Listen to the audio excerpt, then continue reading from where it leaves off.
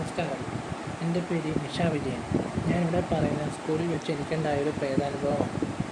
ഞാൻ സ്കൂൾ വിദ്യാർത്ഥി മാത്രമല്ല, സ്വന്തമായി വീട്ടിൽ ഒരു ജോലി നടത്തുകയും ചെയ്യും. അതായത് ട്യൂഷൻ അധ്യാപികയും കൂടിയാണ്. ട്യൂഷൻ എടുത്ത് നല്ല പൈസയോടുകൂടി ജീവിച്ചു പോകുന്നു.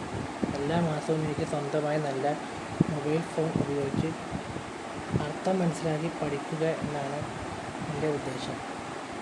അങ്ങനെയിരിക്കെ ഒരു ദിവസം ഞാൻ മറ്റൊരു വ്യക്തിയുമായി ഇഷ്ടത്തിലായിരുന്നു.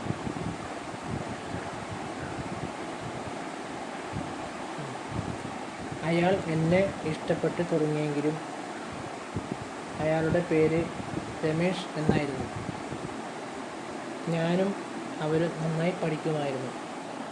അങ്ങനെയിരിക്കെ ഒരു ദിവസം സ്കൂൾ അധ്യാപിക ഇത് കണ്ടു. അവർ എന്നോട് ചോദിച്ചപ്പോൾ ഇത് സത്യമായിരുന്നു.